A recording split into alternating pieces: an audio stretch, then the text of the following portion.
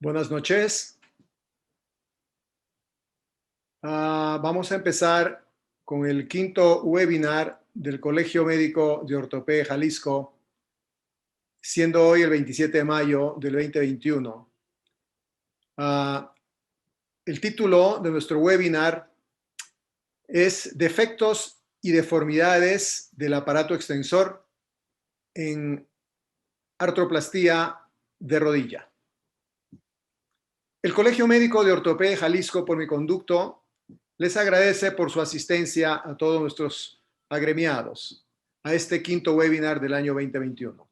De igual manera, agradecemos también al doctor Leonardo López Almejo, presidente de FEMECOT, y al doctor Darío Garín Certuche, vicepresidente de FEMECOT y coordinador del comité científico, por su constante apoyo para la realización de estas sesiones.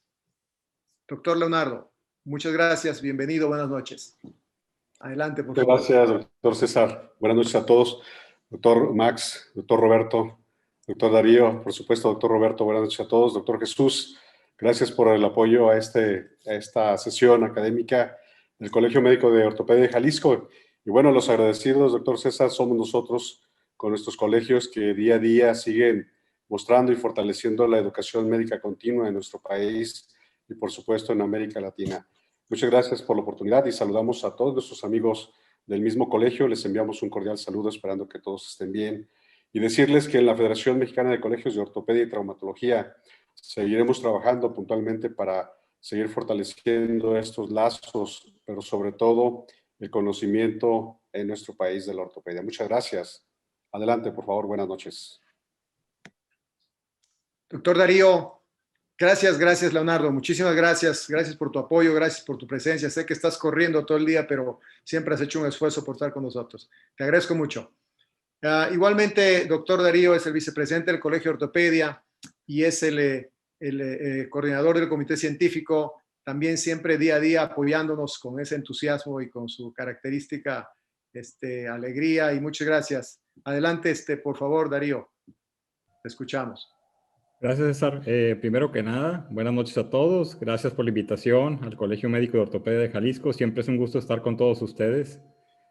Como sabemos, sus sesiones son muy académicas, de gran nivel académico. Y saludar a César, obviamente, gran amigo y excelente presidente del colegio. Y bueno, nada más reiterar que también el comité científico está a la orden de todos ustedes, como siempre. Y bueno, pues empecemos, César, con este webinar que está muy interesante. Y bueno, primero que nada, y antes de despedirme, quiero dar las gracias a Jesús Moreta, que está desde España, desde Barcelona. O sea, son las 4 de la mañana por allá. Muchas gracias, Jesús, por estar con nosotros. Un gran esfuerzo y de verdad te lo agradecemos de todo corazón aquí en la Federación. Muchas gracias, Darío. Gracias por tus palabras. Sí, de manera particular, sí quiero agradecer a cada uno de los ponentes por su pronta respuesta y disposición para ayudarnos a realizar este webinar. Y así pues continuar ayudándonos y apoyándonos en la educación continua de nuestro gremio. Muchísimas gracias, doctor Roberto Leal, siempre dispuesto. Doctor Darío, pues ni se diga, muchas gracias. Doctor Máximo Gómez, igualmente siempre nuestro asesor y nuestro cooperador y siempre asesorándonos en el día a día. Muchísimas gracias, Max, en esta ocasión por apoyarnos.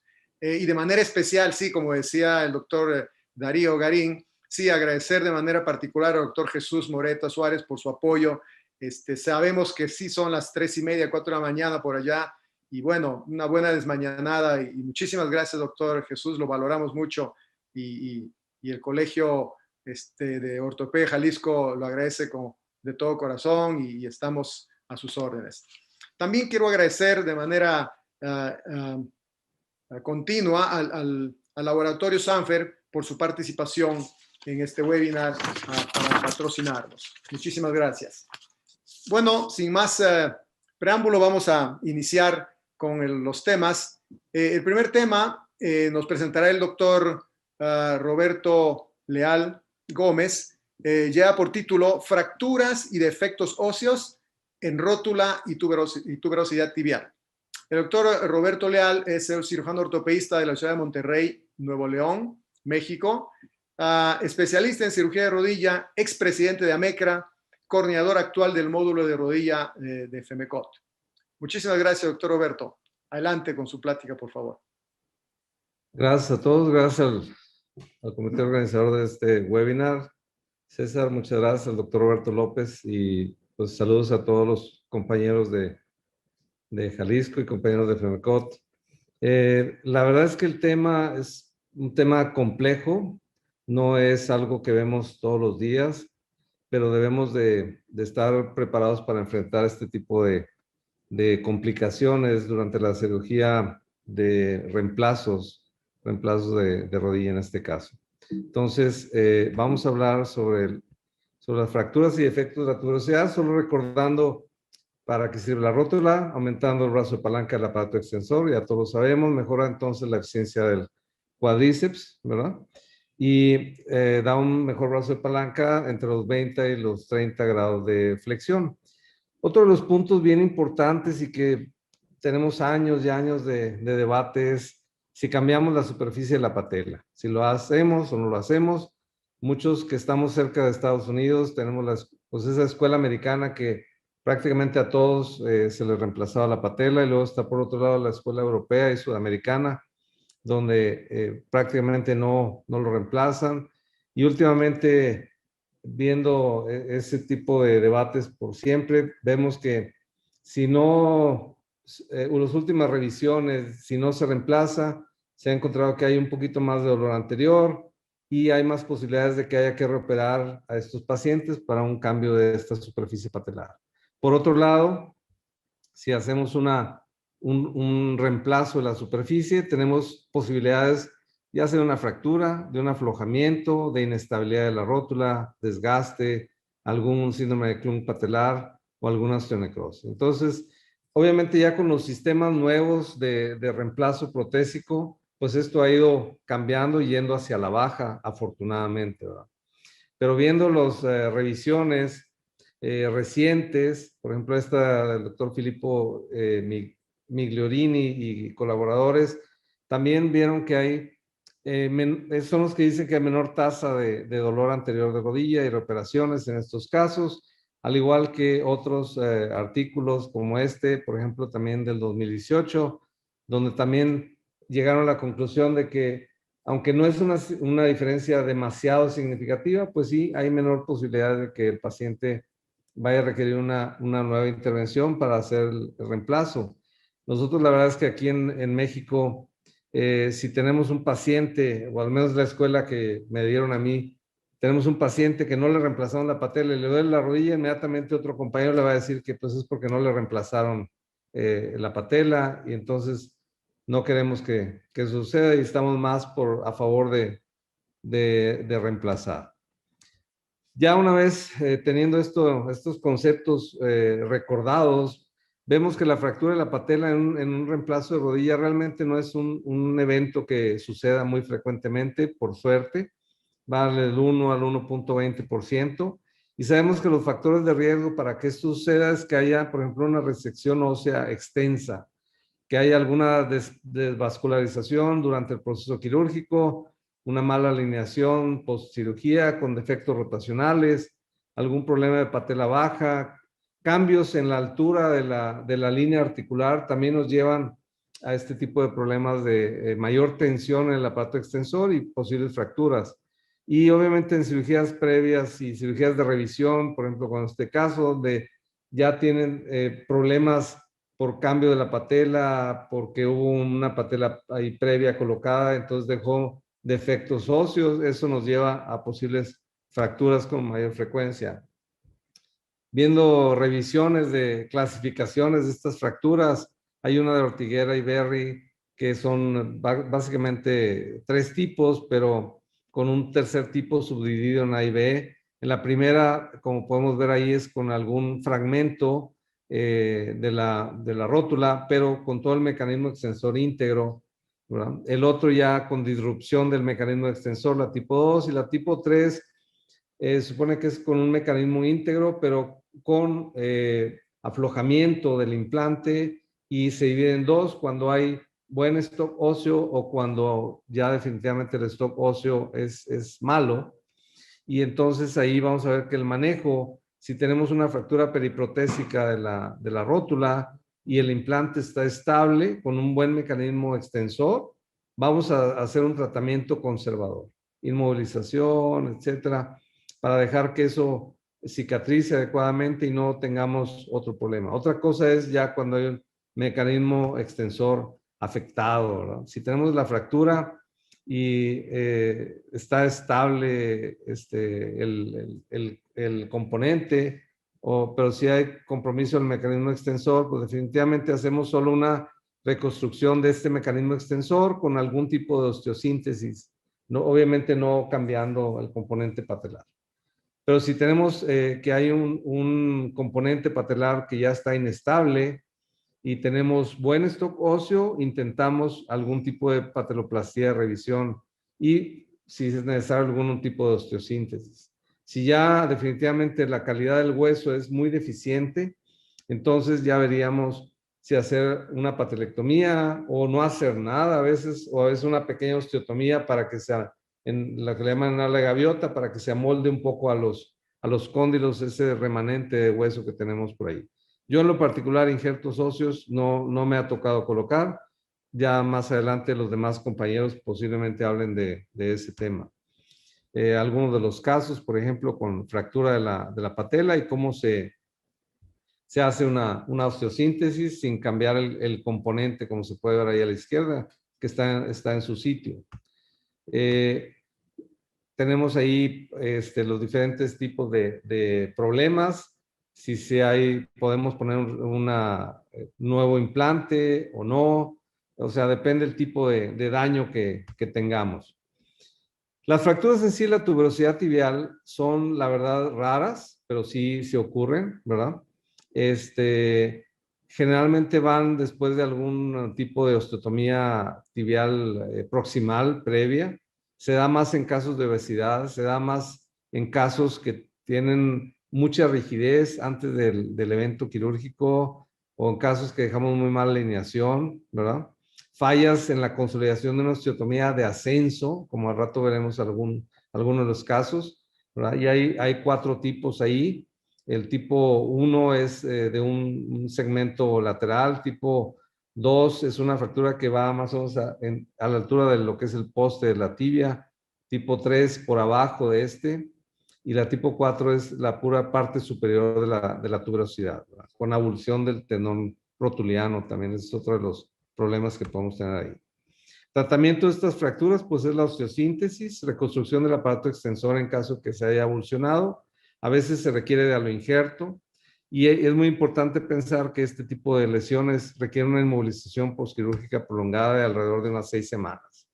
Voy a presentar algunos casos ahí. Por ejemplo, es una mujer que inició a los 19 años con luxación de rótula izquierda, que se volvió un caso recurrente y que fue sometida a múltiples cirugías y se seguía luxando. Nosotros la conocimos cuando llevaba 10 cirugías para tratar de que no se luxara su rótula.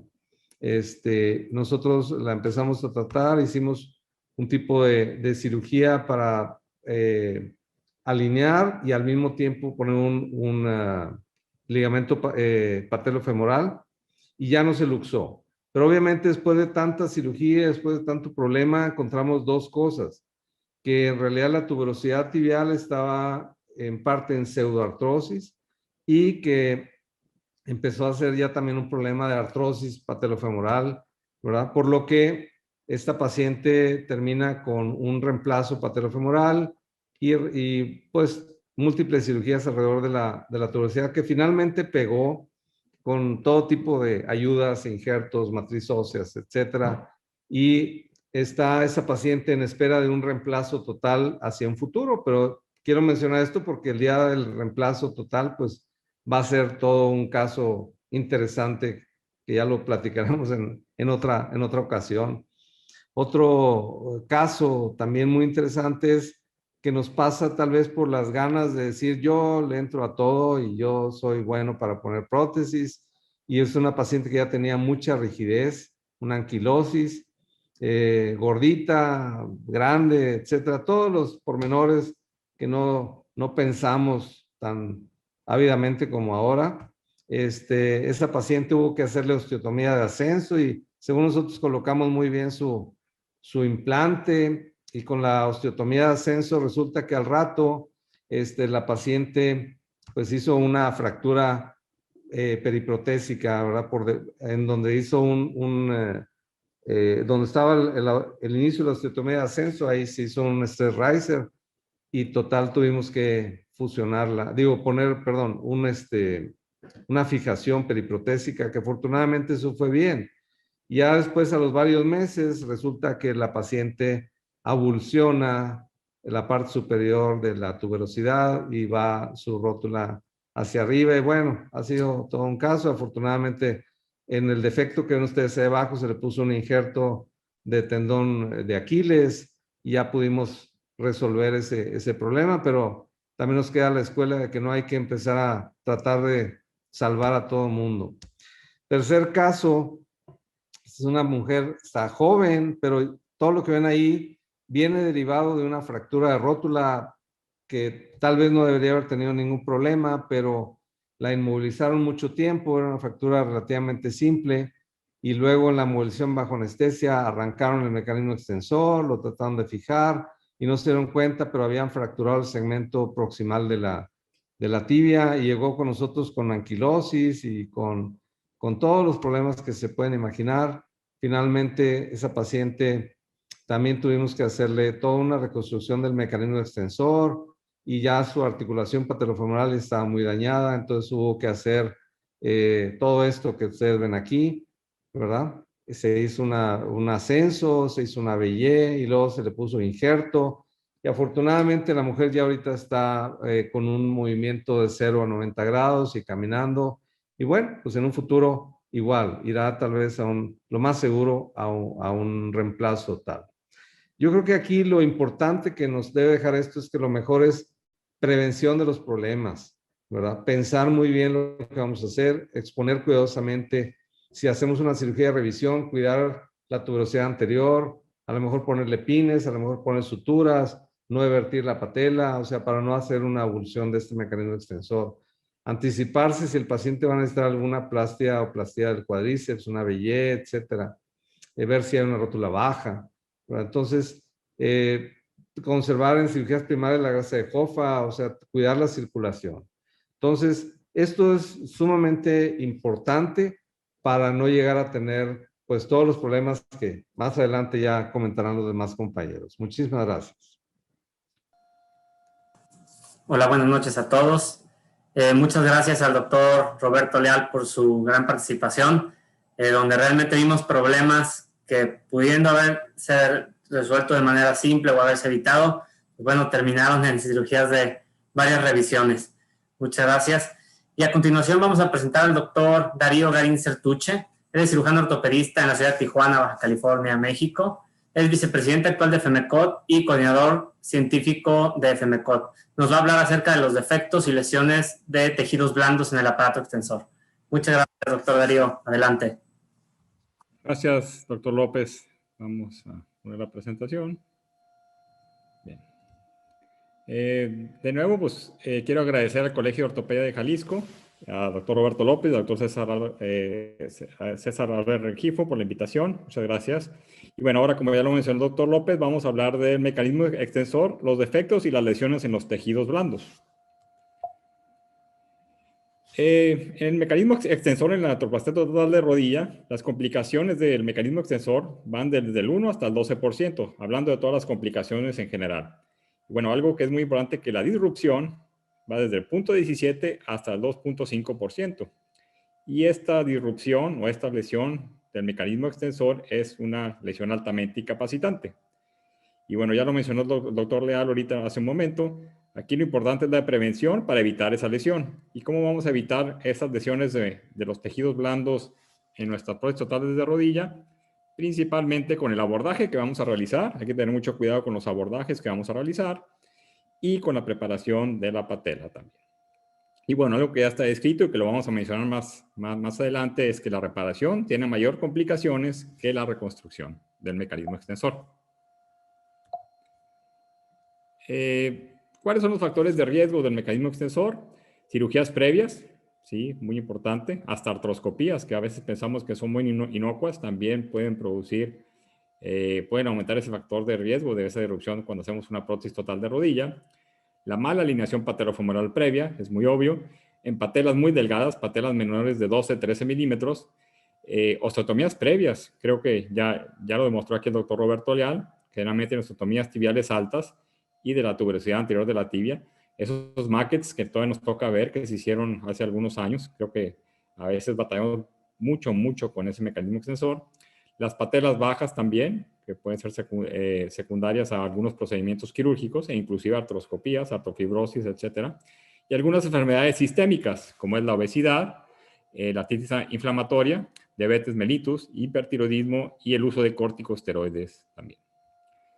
¿Qué es lo más importante? La prevención. Primero que nada, identificar factores de riesgo. Hay que tener cuidado con esos pacientes multioperados, esos pacientes con osteotomía tibial alta, esos pacientes obesos, esos pacientes diabéticos con uso de esteroides.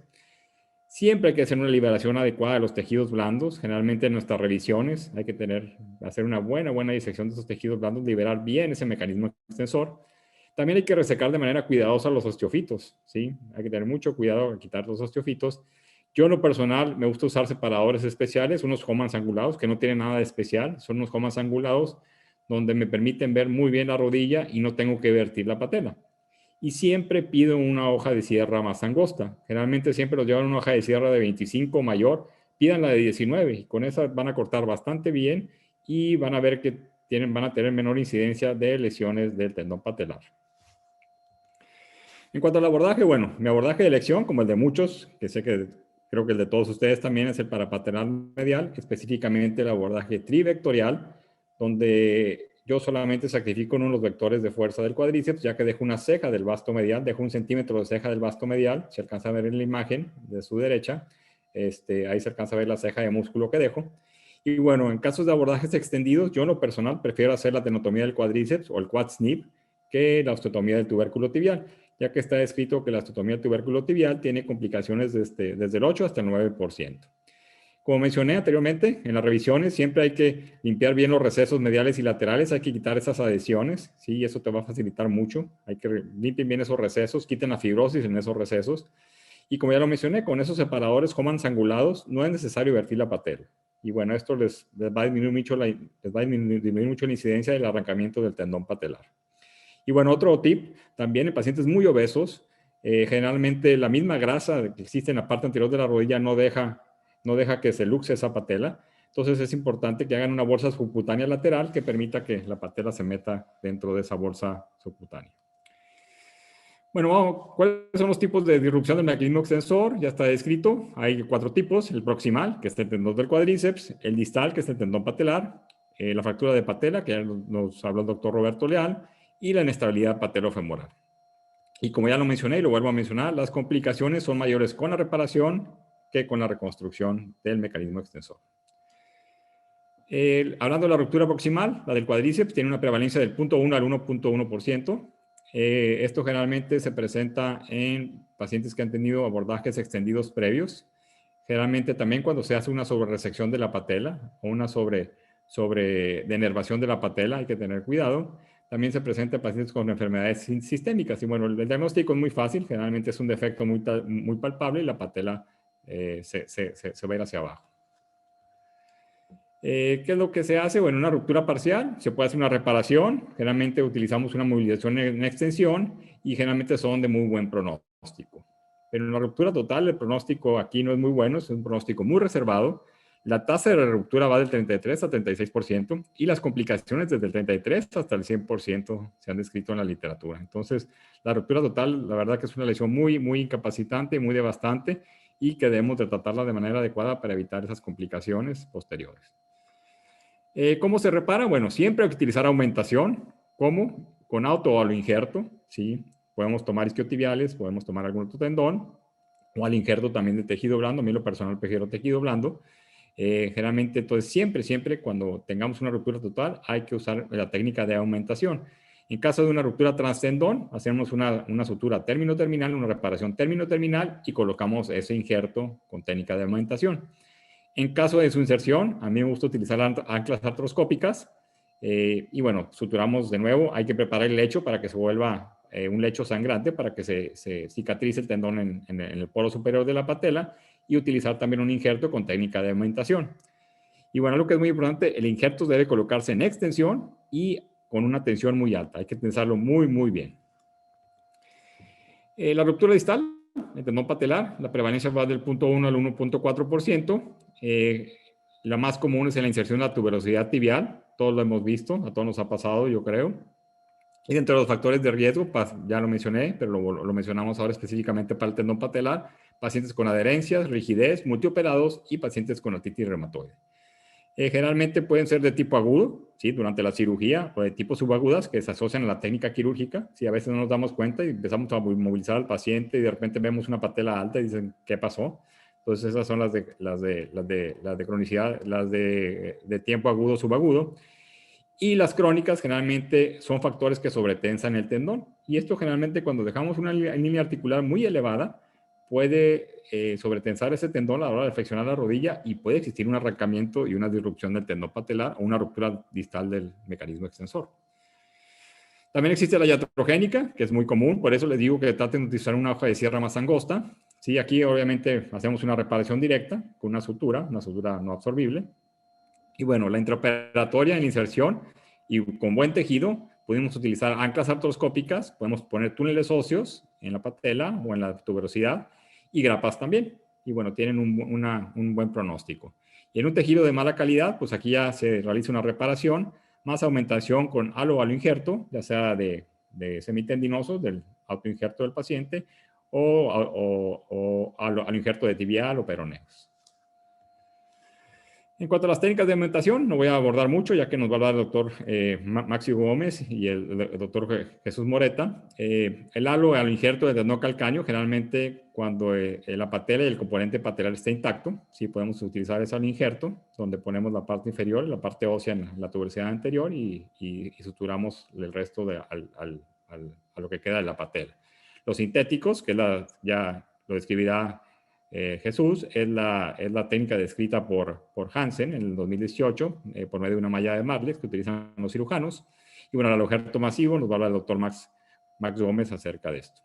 Y bueno, hay otra técnica que generalmente, bueno, aquí en lo personal necesitamos la ayuda de un cirujano plástico o un cirujano microvascular o microcirugía para poder hacer una rotación de colgajo y está descrito que ha tenido buenos resultados esa rotación del colgajo del gastrocnemio. La fractura de patela no voy a abordar mucho, ya habló el doctor Roberto Leal, del 0.6 al 5.2%, factores de riesgo, recesión excesiva.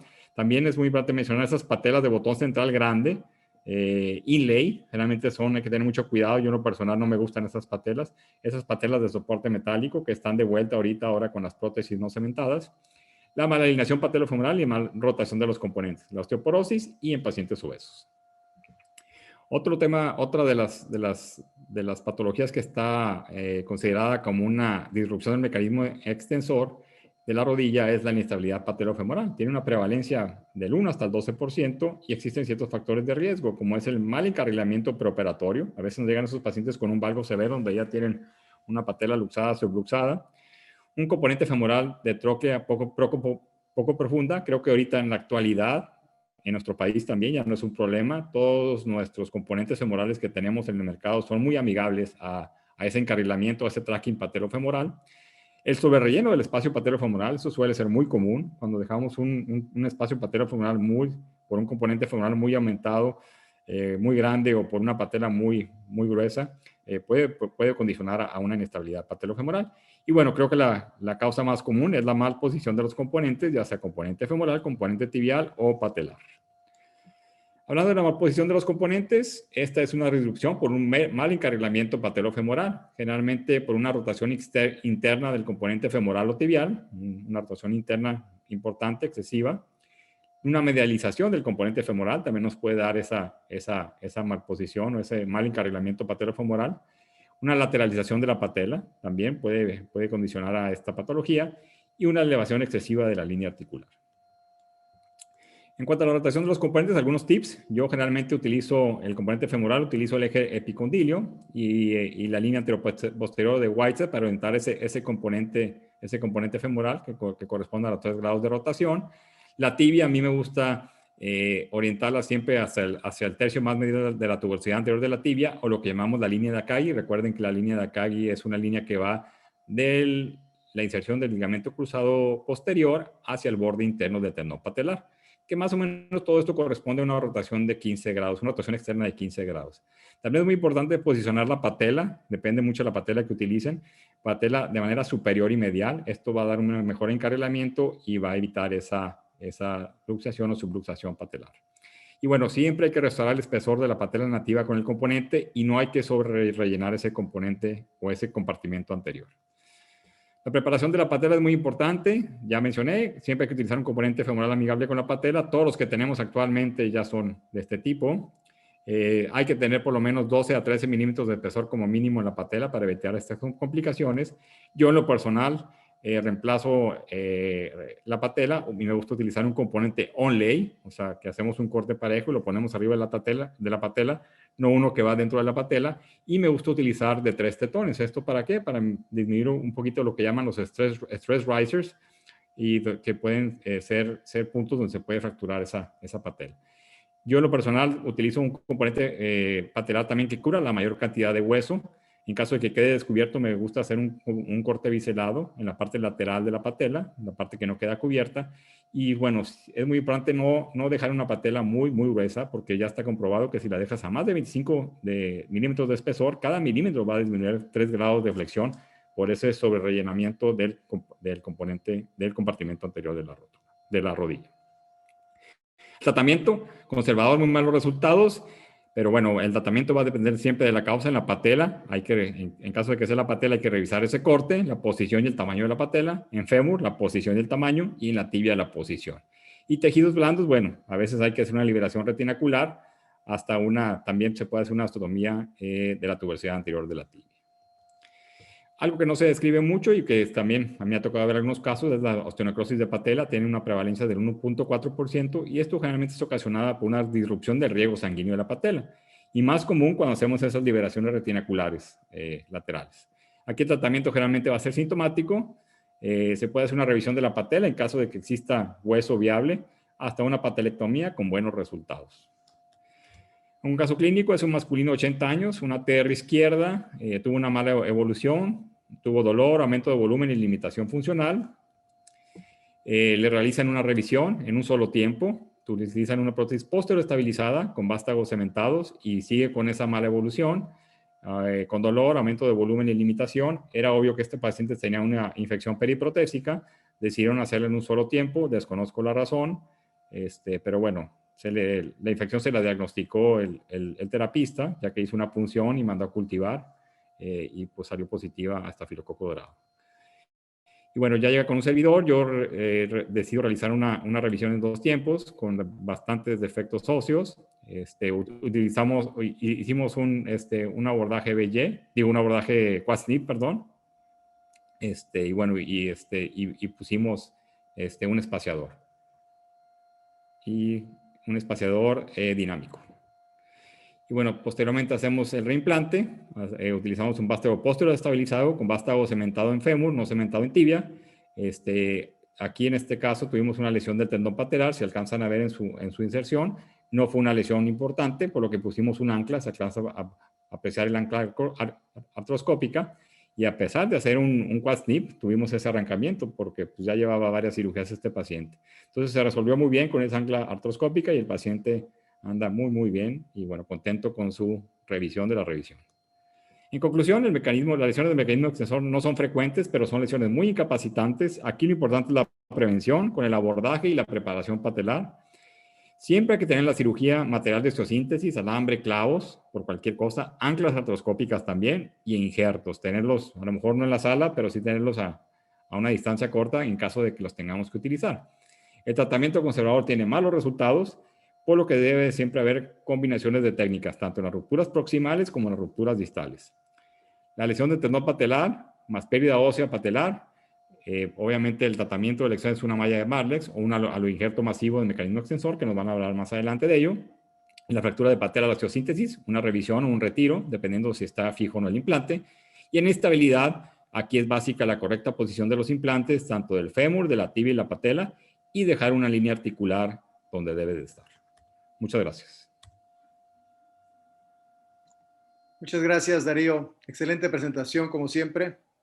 Muy robusta, muy completa. Muchas gracias.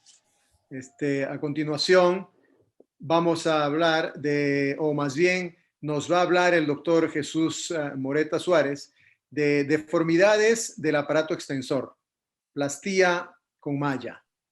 El doctor Jesús Moreta es cirujano ortopedista que está en España desvelado, coordinador del grupo de cirugía reconstructiva, extremidad inferior de Biocruces Vizcaya, es tutor de residentes de la unidad de cadera del Hospital Galdacao y Usansolo en Vizcaya también. Trabaja en el Sanatorio Bilbaíno de Bilbao y Clínica Castro Urdiales en Cantabria. Doctor Jesús Moreta, agradeciendo otra vez por su participación, le dejamos el auditorio. Muchas gracias. Adelante, por favor. Buenas tardes. Gracias otra vez al Colegio de Jalisco y al Comité Científico FEMECOT por la invitación. La verdad que un placer participar en una de estas sesiones tan interesantes. A ver. ¿Se ve la charla? Ahí está, listo. Perfecto. Bueno, en primer lugar, bueno, como os ha dicho, las roturas del aparato extensor son lesiones muy complejas en cuanto a su tratamiento. Yo me centraré en el empleo de las mallas sintéticas.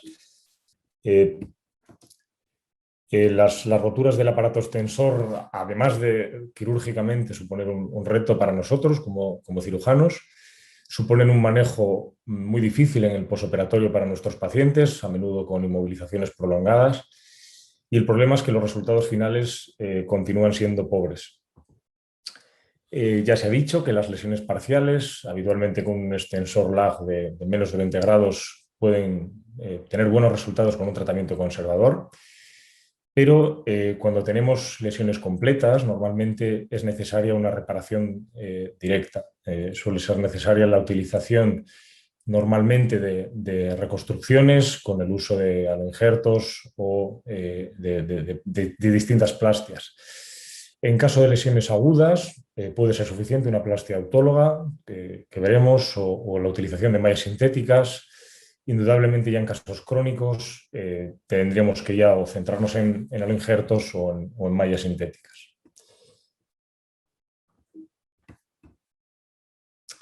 Como plastias autólogas, pues clásicamente la plastia de Scuderi, poco utilizada cuando tenemos una prótesis de rodilla. Podemos utilizar la fascia lata, pero tampoco los resultados son buenos. Sí que es más popular el utilizar plastias de semitendinoso con sus distintas configuraciones, sobre todo en lesiones del tendón rotuliano. Esta plastia, publicada por este artículo del grupo de Baldini en Italia, es especialmente interesante en roturas crónicas del tendón rotuliano, ya que por un lado se realiza una plastia con el tendón del cuádriceps y parte del hueso de la rótula, y se reforzaría a continuación con el semitendinoso con túneles transóseos. El gastrocnemio medial, normalmente es una plastia muy útil, como os he comentado previamente, sobre todo si necesitamos una cobertura de partes blandas, si tenemos problemas a nivel cutáneo, y en resecciones oncológicas la podemos combinar con el empleo de mallas sintéticas. Ya hablará otro compañero de la utilización de aloinjertos, de mecanismo extensor completo o bien de aloinjerto de Aquiles. Esta es una técnica muy útil, con ventajas claras, ya que supone un sustrato biológico. Además, diversos estudios han comprobado una disminución del extensor lag, pero en nuestras manos eso tiene unos resultados que a veces son variables, supone un coste muy elevado y la disponibilidad no siempre se consigue en nuestro medio, y además tiene los inconvenientes de transmisión de enfermedades y problemas inmunes. Ya hace muchos años se publicaron primeras experiencias con la utilización de refuerzos sintéticos. El grupo de Fernández Baillo en Madrid publicó ya hace unos años con una rotura del cuádriceps la utilización de una plástica de Dacron de forma circular para reforzar el aparato extensor. Pero los que han popularizado esto es el grupo de La Mayo, de Darlene Hansen. En ellos consiste en realizar con una malla sintética tubularizada. En primer lugar, habría que realizar un túnel en la parte inferior de la tibia. Ese túnel tiene que ser lo ancho suficientemente para alojar la malla y también por lo menos unos 5 centímetros hacia distal para que quede lo suficientemente profunda. Estos vídeos los pueden ver en este artículo. A continuación, este grupo, pues con lo que fija esta malla es mediante cemento.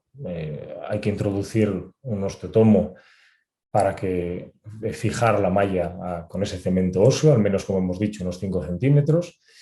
Esperar a que el cemento frague de forma adecuada. Y a continuación hay que utilizar un tornillo o dos de fijación una vez que el cemento frague en posición divergente para que no choque con el vástago o bien que no choque con la quilla del componente protésico. Una vez que comprobamos que la fijación es estable, ya nos iríamos hacia la zona proximal. Es importante tensar adecuadamente la malla y realizar un túnel a través de la rótula o bien disecar el tejido anterior de la rótula para que no exista contacto de la malla y la prótesis y evitar debris del material sintético de la malla. También es importante cubrirla sobre todo en la parte más inferior con suturas no reabsorbibles. Esto es importante para evitar problemas a nivel cutáneo, de irritación de la malla y minimizar el riesgo de infección. Se realiza fijación con suturas múltiples en esa parte anterior de la rótula también. Y a continuación habría que ir hacia la parte proximal. En primer lugar, hay que hacer una disección lo suficientemente amplia, al menos unos 10 centímetros en la parte proximal. Y tendríamos que liberar bien toda la parte lateral, la gotiera lateral, pero sin resecar excesiva fibrosis, ya que toda esa fibrosis puede ser útil para posteriormente se incorpore la malla. Con suturas de tracción podemos conseguir una adecuada tracción y conseguir ver si tenemos una movilización adecuada. Tras movilizar el vasto lateral, debemos hacer lo mismo con el vasto medial, ya que este vasto tendríamos que cubrir por encima la malla. La malla quedaría a modo de sándwich entre el vasto lateral, que va en profundo, luego iría la malla y luego el vasto medial debería de cubrirlo. Entonces eso sí que tenemos que movilizarlo bien. Y finalmente esta es la configuración como quedaría. Se sutura la malla al vasto lateral, 4 o 5 suturas importantes que sean no reabsorbibles. También importante es que la malla sea de un material no reabsorbible, no vale cualquier tipo de malla.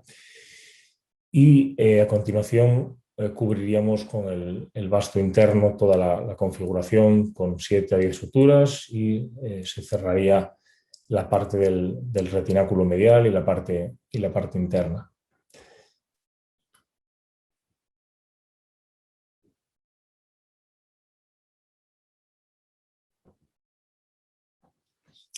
Este grupo, en este estudio que se publicó en 2018 con ya 77 pacientes, definió también la inmovilización posoperatoria. Debería de ser de una utilización de un yeso durante 3 meses y posteriormente utilizar una ortesis articulada, permitiendo carga parcial, con bloqueo de la rodilla de 0 grados a la hora de caminar, pero ya esos meses posteriores se permitía una flexión progresiva. El primer mes 45 grados, el segundo 60 y posteriormente a 90. Los 77 casos que que pudieron recoger en la Clínica Mayo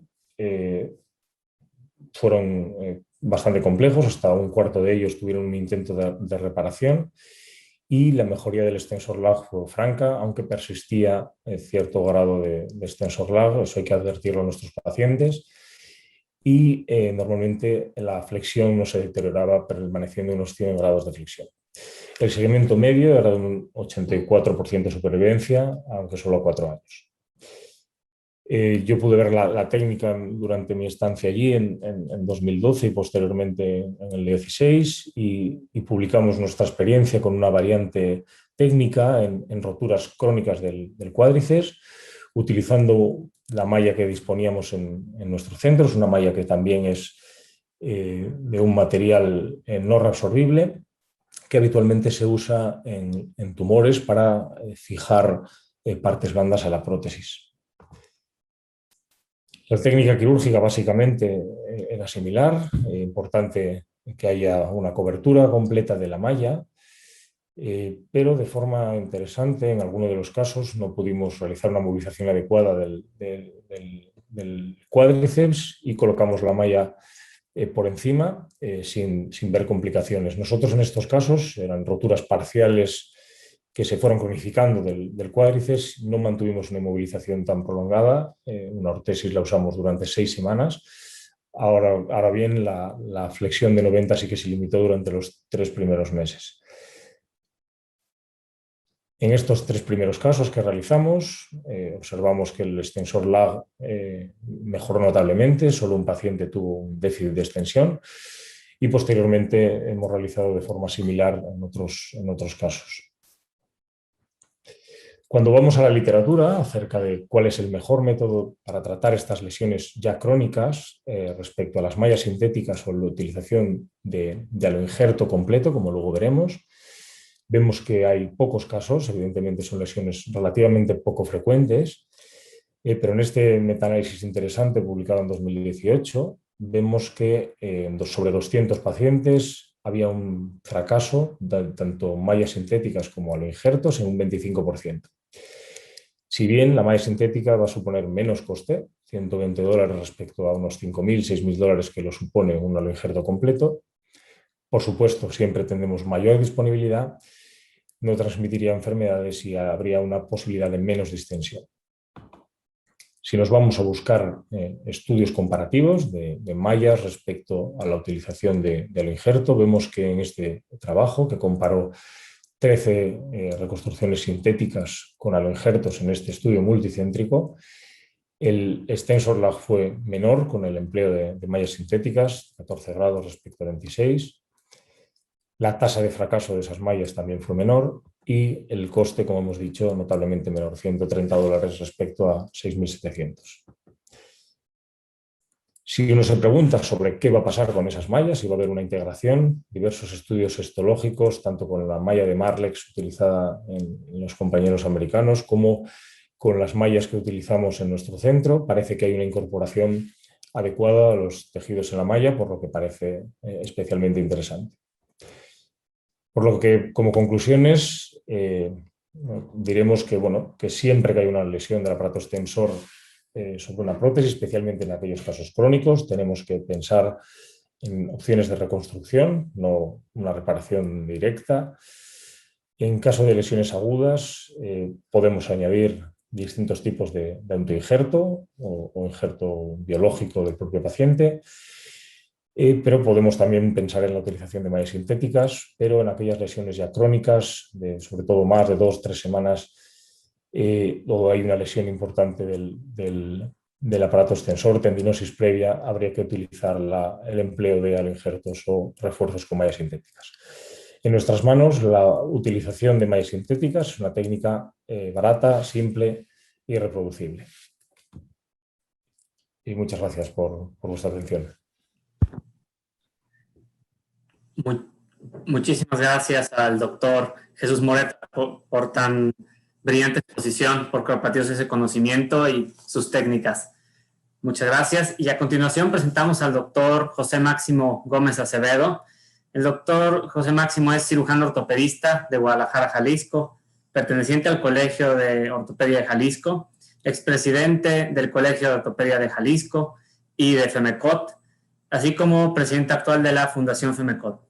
El doctor Máximo Gómez nos va a hablar acerca de los defectos masivos y su reconstrucción con aloinjertos. Muchas gracias.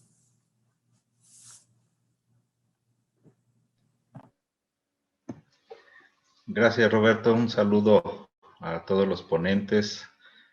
Muchas gracias por la distinción para presentar este trabajo que hemos hecho en el grupo en el que estamos, en el Hospital San Francisco, y durante nuestra carrera. Creo que el estado final de las lesiones del aparato extensor es deplorable cuando toma uno los pacientes en estados finales en los que ya se ha hecho todo lo que se debe hacer para reparar una lesión, cuando se ha pasado ya por recambios protésicos, cuando se ha pasado también por infecciones. Entonces solo queda ofrecer una reconstrucción que bien puede ser llevada a cabo con aloinjertos o con injertos sintéticos como vimos antes. Las causas comunes de estos fracasos son generalmente las infecciones o la ausencia de tejido ya por tantas cirugías o por problemas metabólicos de los pacientes.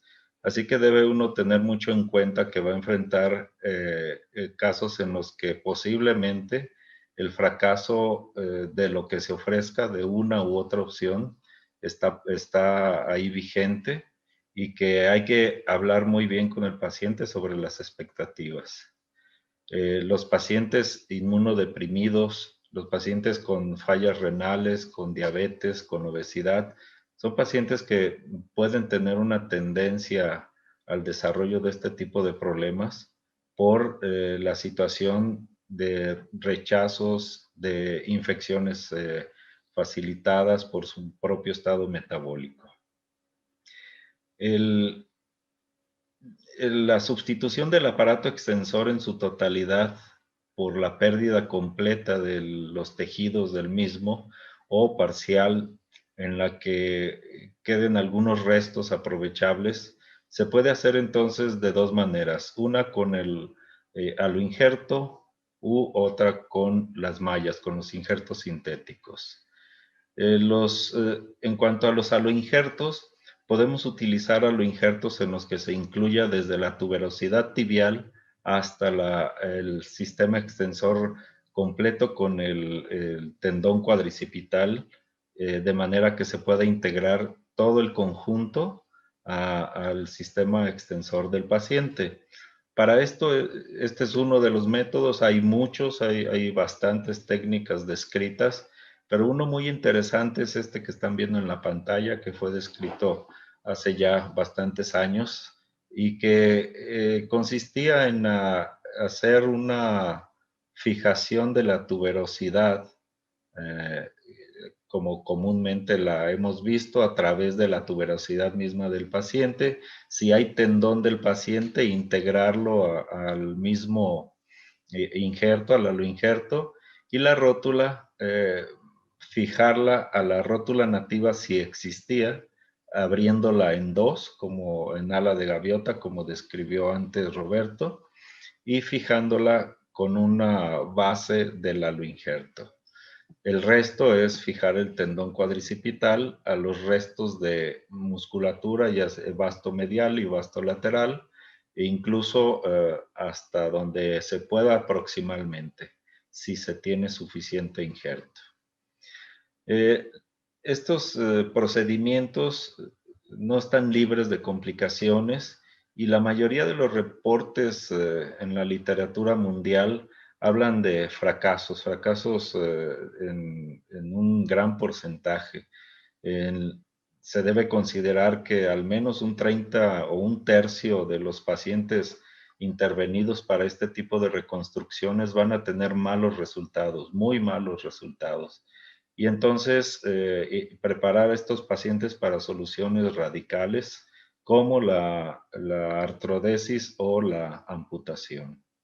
Aquí podemos ver los reportes del doctor Claudio Díaz del 2014, en el que habla de este porcentaje de resultados satisfactorios, es el 58%, y congruente con la literatura en el mismo sentido, en el que también se señala que al menos el 45% de los pacientes de este reporte tuvieron fallas en el tratamiento.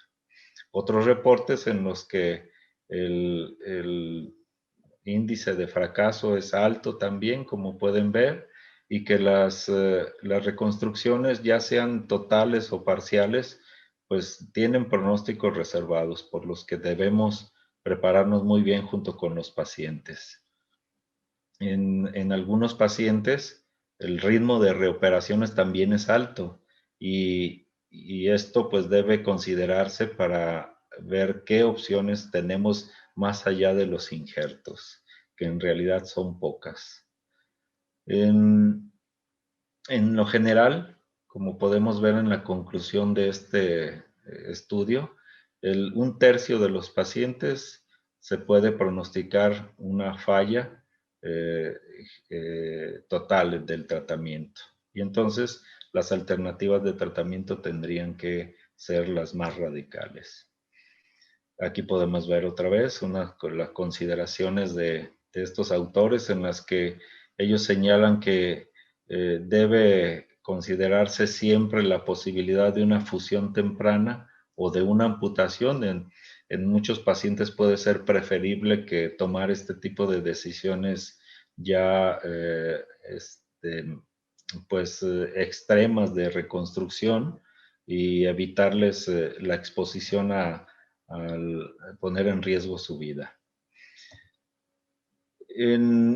Y así en lo general los reportes del tratamiento con este tipo de aloinjertos e incluso las mallas es en ese sentido. Aquí podemos ver este metaanálisis en el que se compara los aloinjertos con los injertos sintéticos, y la conclusión es de que no hay diferencias significativas en el índice de fallas, en las infecciones, en los resultados funcionales o en las revisiones de reconstrucción entre uno y otro. Así que el método que utilicemos, bien utilizado, puede darnos resultados parecidos. La diferencia, y muy grande, es el costo. El costo, como ya lo decía el doctor Jesús, hay una gran diferencia. La malla es mucho más barata que el aloinjerto, y la disposición puede ser mucho mayor de esta misma. Yo les voy a presentar un caso aquí de nuestra experiencia personal, que me pareció un caso muy interesante porque es una paciente relativamente joven, de 60 años actualmente, con una artritis reumatoide tratada ya con biológicos, y que ha recibido todo tipo en el proceso de su enfermedad, todo tipo de tratamientos para artritis. A ella le pusieron una prótesis en ambas rodillas. Aquí podemos ver cómo la izquierda en el 2015, cuando tenía 55 años, ya había aflojado. No duró más de 3 años. Y se le hizo una revisión con componentes posteroestabilizados. Después de un tiempo, la paciente desarrolló una fistulización continua de su rodilla, por la cual se hicieron diversos estudios, como pueden ver aquí a la derecha. Y pues se comprobó un proceso séptico ya en 2017, un proceso bastante amplio de infección, tanto ósea como de tejidos blandos, y se le retiró su prótesis teniendo este resultado. Se le puso un espaciador, como pueden ver, poco anatómico, pero pues al menos funcionó durante algún tiempo para contener el proceso infeccioso. La trató un infectólogo, y entonces nosotros la recibimos para tratamiento y le hicimos esto. Aquí pueden ver, pusimos una prótesis restringida, tumoral, con una resección amplia de tejidos. La línea articular quedó ligeramente alta, un poco más de 1,5 centímetros del extremo proximal del peroné, pero pues bueno, conservó una buena parte de tejido y como podemos ver conservó la rótula. El tendón rotuliano acortado y con su rótula nativa. Nunca se le puso componente protésico hasta que aquí vemos que se lo colocamos en la revisión. Y bueno, la paciente evolucionó muy bien, el proceso infeccioso controlado, la prótesis fija, pero estaba en flexión, nunca pudo extender la rodilla. Y esto es porque pues perdió prácticamente en la infección todo el cuádriceps. Y cuando intentaba extender sucedía esto, se levantaba el fémur y pues la prótesis estaba en riesgo de luxarse. Aquí podemos ver el efecto de la contracción hacia la extensión. Finalmente, pues le hicimos un ecosonograma, se comprobó que no había tendón cuadricipital, incluso no había en algunas zonas musculatura, y pues decidimos reconstruirle su aparato extensor con un injerto de tendón de Aquiles, en vista de que teníamos la rótula. Preparamos con esta técnica la rótula, hicimos un lecho en el que posicionaríamos el taquete de calcáneo. Pero esta es la imagen clínica, pueden ver que no hay nada de tendón, sin embargo, la rótula aquí está conservada. Tenemos este remanente de tendón cuadricipital, hacemos el lecho en la rótula y de la misma manera levantamos la pastilla de rótula y obtuvimos un lecho sangrante bastante bueno. Por eso decidimos hacer la reinserción desde la rótula. En el tendón de Aquiles moldeamos de la misma manera la pastilla de hueso del calcáneo, la situamos en la rótula y la fijamos con suturas aceradas. No utilizamos tornillos ni cerclajes, exclusivamente las suturas aceradas. Y como ya se dijo, se fijó el resto del tendón a los restos de músculos cuadricipitales, el vasto medial y el vasto lateral, y lo más proximal posible en extensión completa y forzada.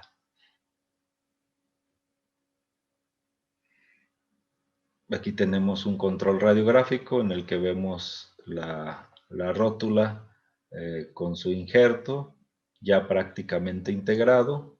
Dejamos a la paciente inmovilizada por 8 semanas. Siguió con su tratamiento con infectólogo.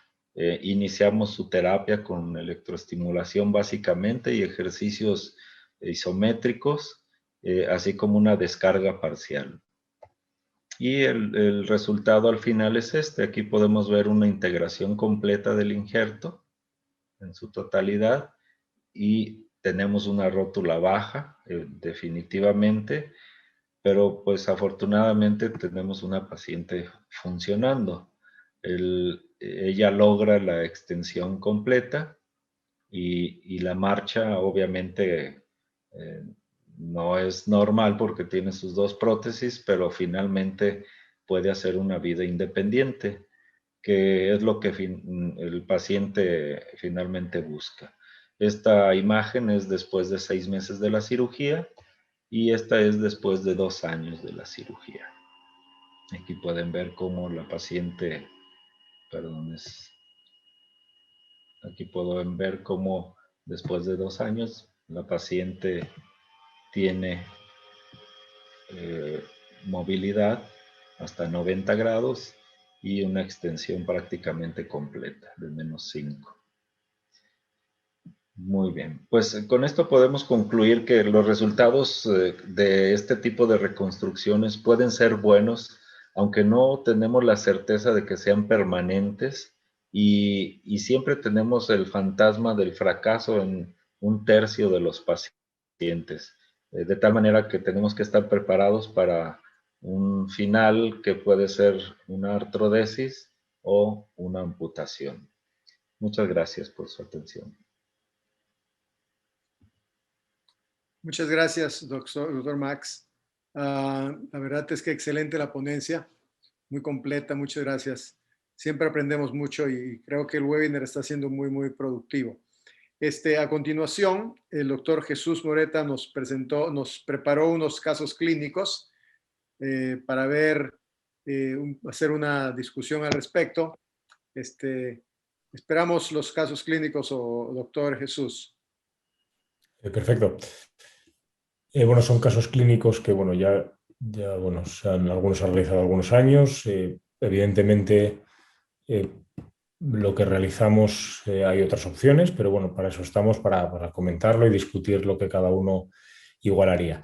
El primer caso es de un paciente de 77 años que se opera de una prótesis de rodilla izquierda por artrosis primaria en el año 2007. A los 3 años, este paciente tiene aflojamiento aséptico de la prótesis y comienza paralelamente con un problema neurológico no filiado de disartria, también alteración de la marcha.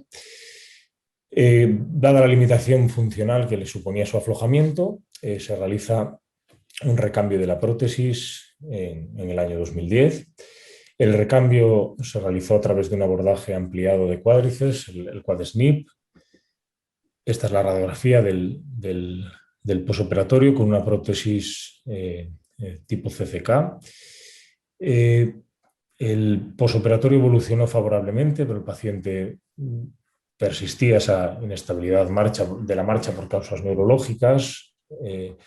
Entonces va desarrollando una impotencia funcional para la extensión, que va siendo progresivo. Es importante que estas lesiones muchas veces no están relacionadas con un mecanismo traumático claro y, como ya se ha dicho, se relacionan muchas veces con problemas mecánicos femoropaterales y sobre todo relacionados con la isquemia de los tejidos, sobre todo si realizamos liberaciones ampliadas o si realizamos liberación del retináculo externo. Entonces este paciente comienza un hachazo en la parte, tiene una especie de hachazo en la exploración, en la zona externa del cuádriceps, se realiza una ecografía y parece una rotura parcial, parece que la parte interna del vasto interno está estable, pero tiene cambios cicatriciales intratendinosos. Nosotros en aquel momento pues nos pareció que era una rotura parcial y el paciente tenía cierto deterioro la marcha por causas neurológicas, realizar una inmovilización. Quizá no sería del todo recomendable porque muchas veces esas, aunque son roturas parciales, si es de la parte ya externa, hace un mal tracking rotuliano como sucedía en este paciente.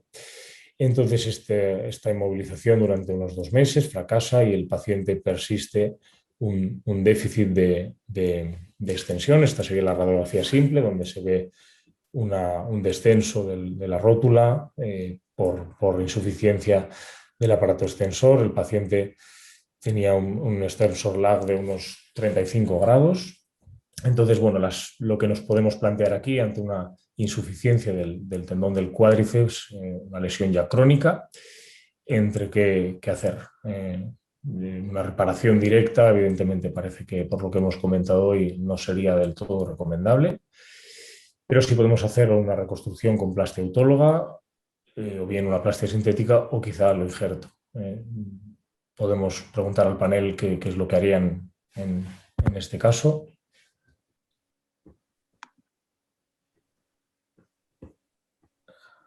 Doctor Darío, ¿tienes alguna opinión? Sí, claro. Yo creo que, Jesús, aquí sería bueno ver la calidad de los tejidos. ya en la cirugía, pero sí, bueno, sí hay que entrar con la opción de una reconstrucción con una plastía autóloga, y también entrar con probablemente un injerto parcial o completo, ¿no? Dependiendo cómo veamos los tejidos. Lo bueno es que tienes buena patela, entonces creo que puedes anclar un buen injerto por ahí. Entonces yo creo que yo entraría con esas dos opciones, ¿no? Obviamente, como lo mencionaste, es una reparación directa, claro que no, los resultados son muy malos. Y bueno, pues sintética, hasta donde sé, para tendón de cuádriceps no han tenido buenos resultados, pero bueno, yo creo que con esas dos opciones entraría yo. No sé si alguien quiere comentar algo. Bueno, en vista de que hay un buen stock óseo, yo creo que podría utilizarse, sí, una plastía con un reforzamiento de autoinjerto, que puede ser desde el semitendinoso hasta un aloinjerto.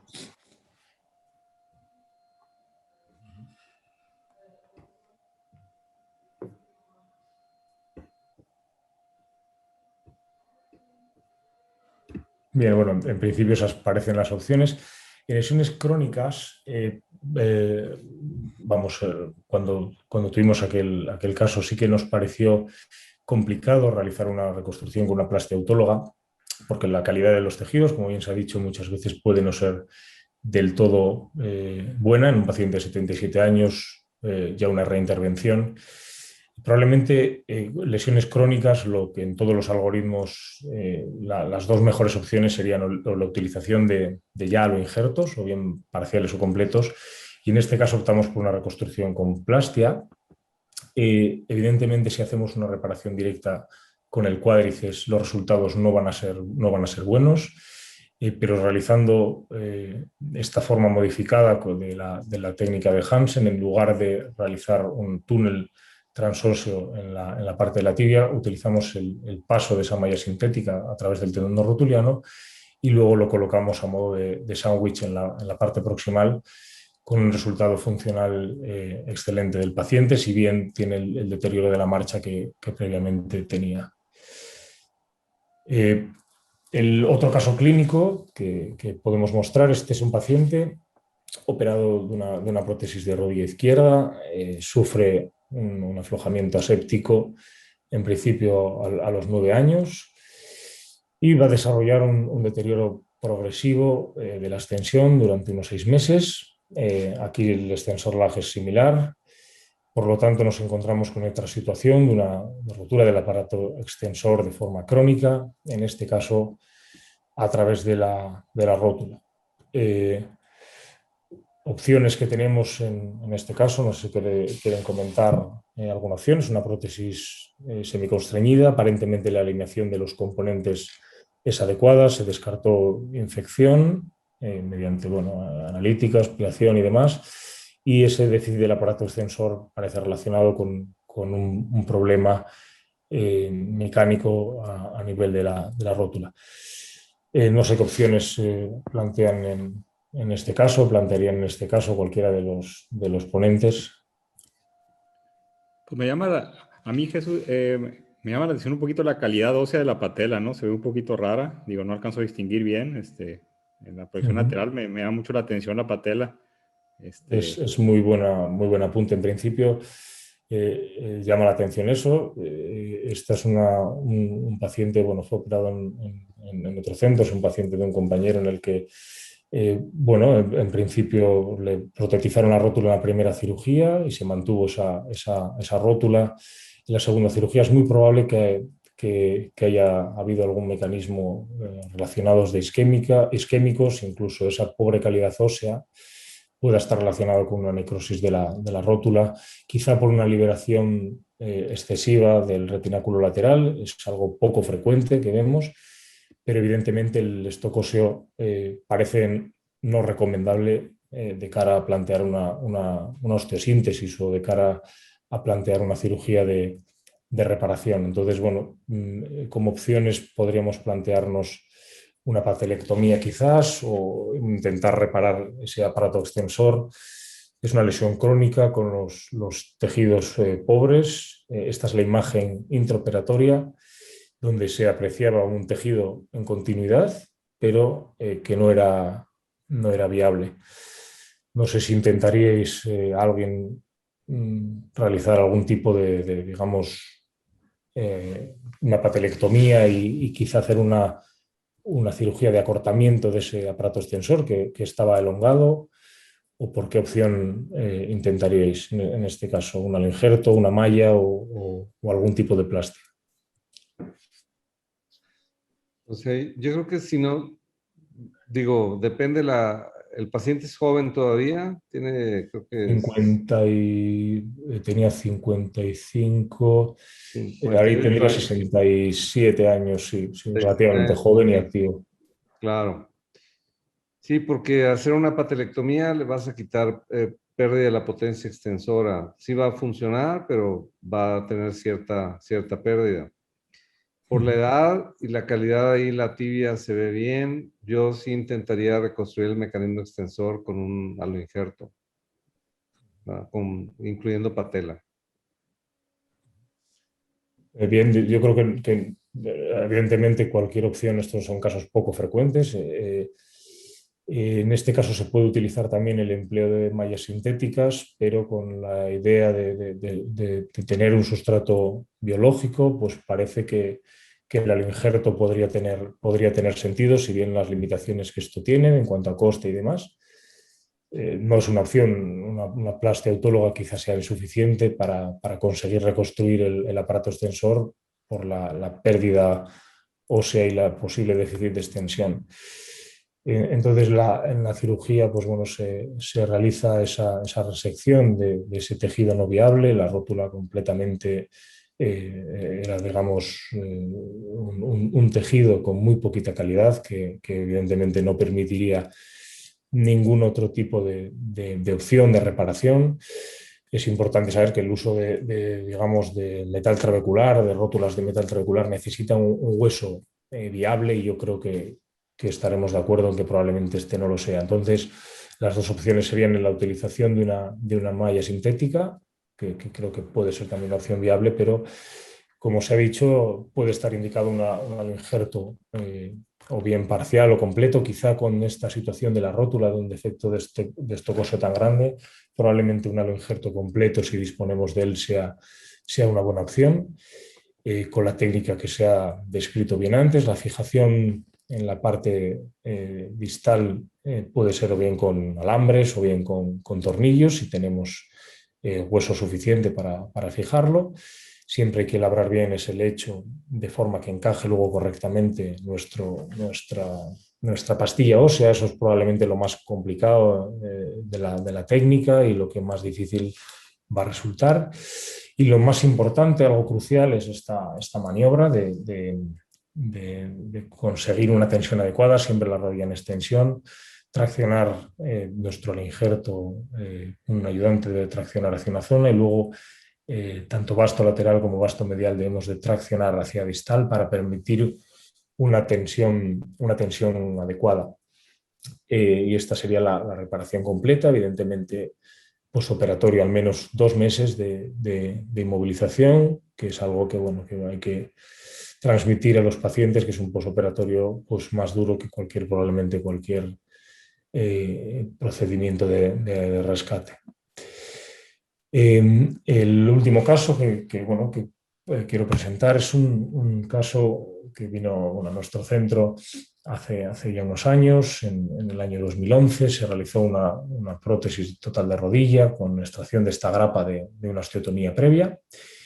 Siempre, con estas osteotomías previas, siempre, aunque no en este caso la rótula no es excesivamente baja, siempre hay cierta fibrosis del tendón rotuliano, y pocos días tras la operación, evidentemente en la cirugía quedaría debilitado y sufre el paciente una rotura aguda. Al ser aguda se intentó realizar una reparación directa. Como había una pastilla ósea, se colocó una fijación con un tornillo y un anclaje transóseo con una ancla artroscópica, como se ha comentado previamente.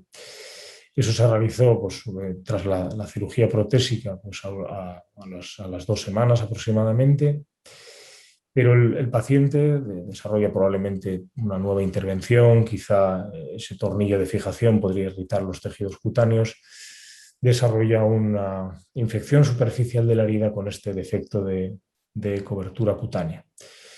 Es por lo que bueno, se decide intervenir al paciente, y esto es la imagen intraoperatoria con una práctica ausencia de la parte medial del tendón rotuliano, y al desbridar los tejidos este es el defecto que tenemos. Entonces aquí la situación podría ser intentar un cierre primario con algún colgajo. La infección parece que no afectaba a la prótesis, de garantía evidentemente no podemos tener, hay un grado de contaminación, pero parecía que el defecto era cutáneo y no alcanzaba en cuanto a infección y en cuanto a contaminación los planos profundos. Entonces, no sé, es relativamente agudo, no sé qué opciones manejarían el panel en este caso. No sé si tenéis algún comentario, Digo, es evidente que hay que hacer todo el protocolo para descartar que hay un proceso infeccioso ya en el implante, ¿verdad? Toda la gammagrafía, todo lo que ya sabemos de BCG, PCR, etcétera. Y yo creo que habría que darle cobertura con un colgajo rotado también para tener más vascularidad en esa área. Ahora, sí quedó fijo o nada más la mitad del tendón se perdió, o se perdió todo el tendón. Porque ese tipo de lesiones tienden a perderse todo el tendón. Eso es, la ausencia era completa de la parte medial. En la imagen no se ve muy bien, pero bueno, aquí está el tornillo que previamente fijaba el tendón que quedaba. Prácticamente el tendón no era viable, como bien dices, Roberto. La verdad que el tendón, el tejido, era una especie de medio fibrosis, pero eran totalmente unos esfacelos que como bien dices, prácticamente la pérdida era completa. Entonces, bueno, en nuestras manos es una lesión compleja que quizá una opción podría ser contemporizar, evidentemente asegurar el que no haya un proceso infeccioso. Se podría mantener un tratamiento antibiótico, intentar un cierre preliminar, quizás mantenerlo con un VAC o intentar un cierre directo y luego posteriormente reconstruir el aparato extensor. Pero por el riesgo de una infección ante un defecto cutáneo asociado, pues sí que nos pareció la utilidad de utilizar, como bien dices, la técnica de Jaureguito, la técnica de un colgajo de gemelo. En principio, uno de los compañeros de la unidad de mano realizó la técnica con una disección del gemelo interno, y aquí se prolongó la incisión hacia el tendón de Aquiles para proporcionar además, como ven aquí, un sustrato tendinoso para reconstruir el aparato extensor. Esta es la visión medial, aquí como se rotaría ya el colgajo hacia la cara anterior de la rodilla, y luego este tendón de Aquiles pues, se utilizaría para reforzar ese tendón rotuliano y que funcionara como aparato extensor fijándolo con anclas óseas. Se fijó a través de en la tibia, y vemos que bueno, esta sería la reconstrucción final. Son disecciones muy, muy extensas. Esta es la imagen postquirúrgica con una rótula baja, quizá excesivamente tensionado. Esta sería la imagen del posoperatorio inmediato. El posoperatorio, pues en este caso se utilizó un protocolo, como era relativamente aguda, relativamente poco inmovilizador, digamos que se permitieron ejercicios isométricos del cuádriceps desde el principio, y solo se permitió cierto bloqueo de la flexión, pero se permitió cierto grado de flexión. Y esta es la imagen a los 6 meses de este cuadro, a los 7 meses de la intervención, con una correcta cicatrización de la parte de la piel. Y vemos que el resultado de la paciente si bien no es excelente, evidentemente hay cierto déficit de flexión, esa rótula baja trabaja peor mecánicamente, pero la paciente podía extender contra gravedad de forma completa, si bien tenía una notable limitación para la flexión. Y a nivel del tobillo, por esa toma de esa parte del tendón de Aquiles, por suerte no dejó ningún tipo de secuelas. Y nada, bueno, estos eran los casos que quería presentar. No sé si tenéis algún comentario o algo que hubierais hecho distinto en alguno de ellos, o si tenéis algún otro para comentar. Muy bien. Pues agradecer, muchas gracias al doctor Jesús Moreta por esos casos tan ilustrativos y con tanta enseñanza, y al resto de los panelistas por sus, pues todas sus opiniones y todas sus estrategias de manejo en estos casos. Vamos a hacer nada más algunas preguntas rápidas del público, porque nada del tiempo ya estamos un poquito desfasados. Una pregunta para todos los panelistas. En la artroplastía primaria de rodilla, ¿qué consejos nos pudieran dar para evitar estas complicaciones en la rótula, por ejemplo? Que es, ya vemos que la rótula, cuando no la tenemos, se complica la situación bastante. ¿Qué consejos nos pudieran dar para evitar una, ya sea fractura o falla del implante en la rótula? Darío, tú hablaste de eso, Darío. Bueno, pues primero que nada, yo en lo personal nunca he abierto la patela. A mí no me gusta vertir la patela. Creo que le das un poquito más de circulación, cortas menos la circulación. Me gusta denervar la patela, pero soy muy cauteloso al denervarla o hacer la circuncisión de la patela. Hay que tener mucho cuidado porque a veces se te puede ir el electrocauterio y puedes cortar el tendón del cuádriceps específicamente. Me gusta dejar algo de jofa también, y dejar algo de jofa para que nutra ese tendón, etcétera.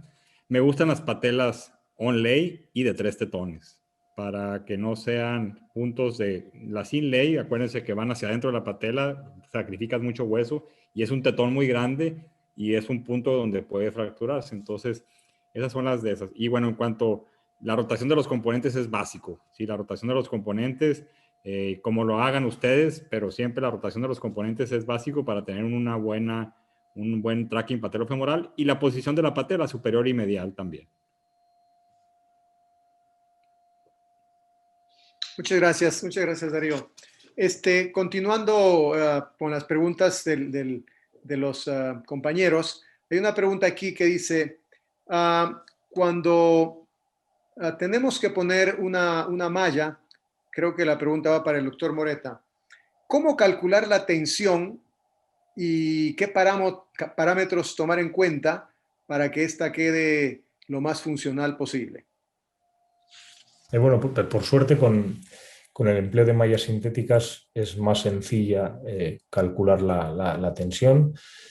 Las mallas sintéticas tienen que ser materiales no reabsorbibles, a menudo no tienen ningún componente elástico o muy bajo, entonces es más fácil que con un injerto, que con el tiempo sabemos que puede elongarse. Entonces, con una malla sintética, una vez que se fija en la porción distal, luego simplemente tenemos que extenderla, y en la parte proximal deberíamos de cubrirla, y siempre en extensión completa. No necesitamos realizar tanto esa maniobra de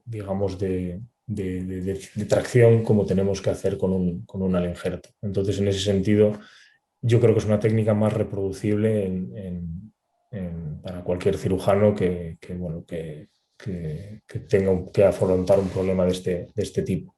Sí que el cuádriceps hay que movilizar, como hemos dicho bien, los 2 vientres musculares para conseguir cubrirla, y hay que sí que darle relativa tensión, pero no representa tanto problema como quizá con los aloinjertos el conseguir una tensión adecuada, pero siempre inmovilizar en extensión completa, comprobar, es un buen truco comprobar que levantamos la pierna de forma pasiva y que evidentemente la pierna, digamos, no se dobla, que se mantiene la extensión completa al levantar la pierna de forma pasiva.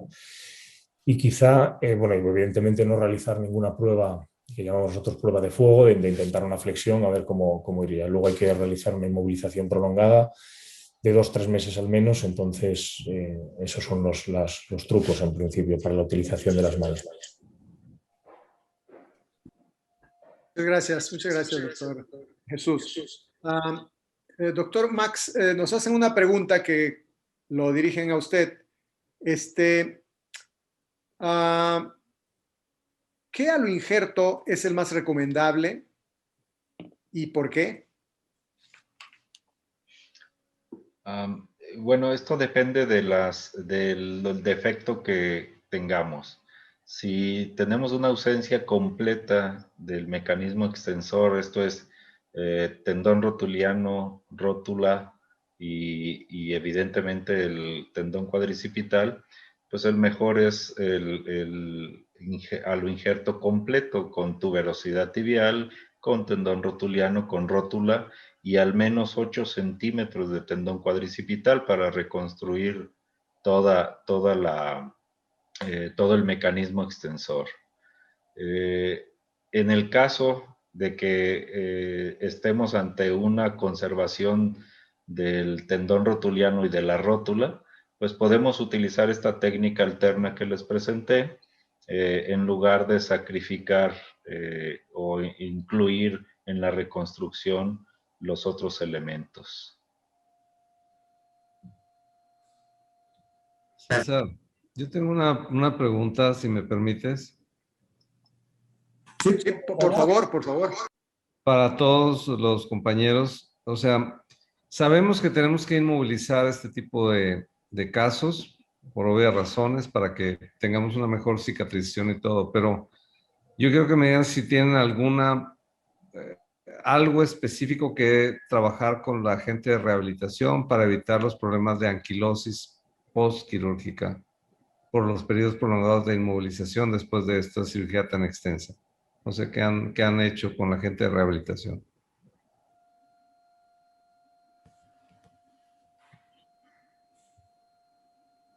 Doctor Darío. Bueno, pues generalmente yo tomo como referencia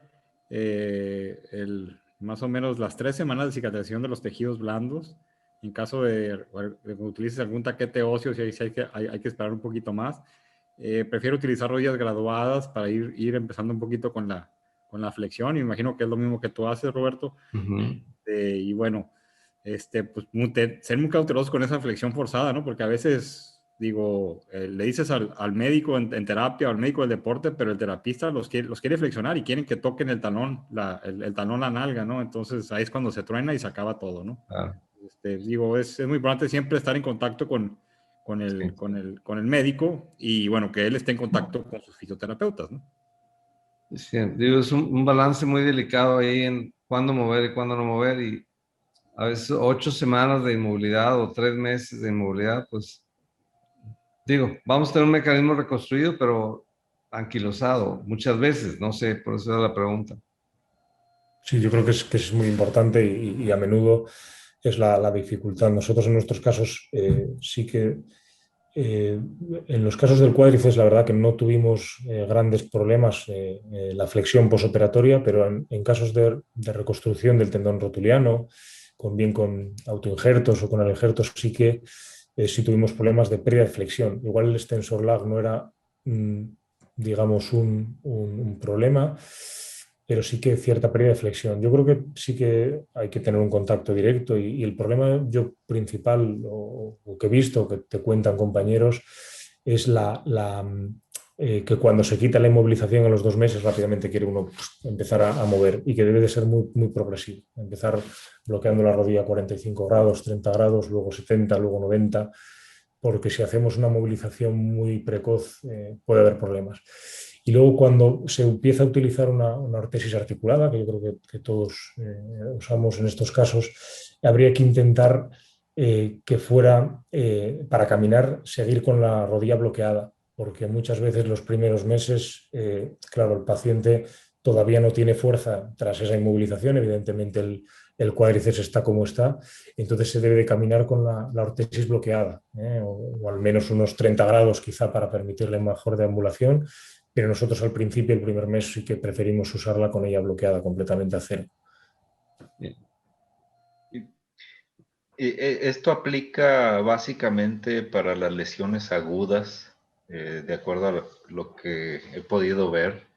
En las lesiones crónicas en las que ya el paciente ha pasado por este montón de cirugías y que hace uno la reconstrucción, comúnmente inmovilizas entre 2 y 3 meses la reconstrucción, y te va dando poco a poco hasta 90 grados. En estos pacientes no es el objetivo conseguir que se pongan en cuclillas ni movimientos extremos. Finalmente llegan de 0 a 90 grados, que con eso satisfacen el 80% de sus actividades normales.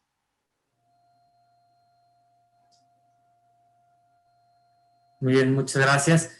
Una última pregunta del público. Para el doctor Roberto Leal, nos preguntan cuál es su técnica preferida de osteosíntesis en las fracturas periprotésicas de rótula.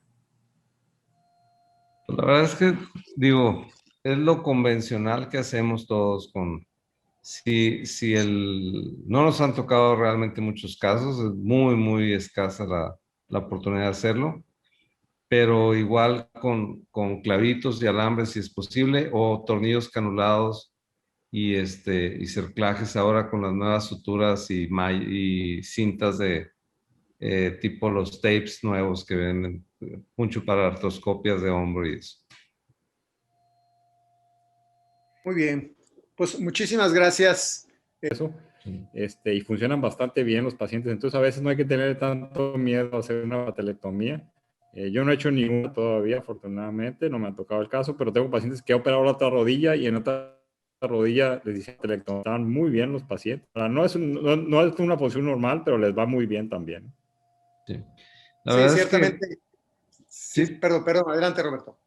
No, digo, por eso hace rato que platicábamos el caso del paciente que presentó el doctor Moreta. O sea, si el paciente está grande y haces una revisión y el stock óseo de tu patela es muy bajo, pues realmente no le haces nada y van a funcionar. No muy bien, pero hacen una vida muy razonable. Es lo que dice, o sea, les va bien, pocas palabras. Sí, yo tengo un paciente, una sola patelectomía, sí, Darío, que también se infectó la patela, se despedazó, se infectó y con VAC y todo sacamos al paciente y al final terminamos haciendo una patelectomía y la paciente realmente bastante bien. Una extensión casi completa de -5 grados quizás, igual su flexión obviamente buena y deambulación bastante adecuada, una paciente de 80 años. Bueno, pues si no hay otras preguntas, muchísimas gracias, doctor Roberto Leal, doctor Darío, doctor Jesús Moreta y doctor Máximo Gómez. Muchísimas gracias y también agradezco mucho a Roberto López, que está aquí conmigo, que me ha ayudado a hacer este webinar, pidiéndoles ahí a ustedes todos los temas que teníamos que presentar. Muchísimas gracias, muy buenas noches. La verdad, creo que fue un webinar de un alto nivel con profesores excelentes y les agradezco mucho. No sin antes volver a agradecer al doctor Jesús Moreta por su disposición para estar aquí con nosotros en estas altas horas de la madrugada para él. Muchísimas gracias. Buenas noches. Buenas noches a todos. Gracias. Buenas noches. Gracias. Hasta luego.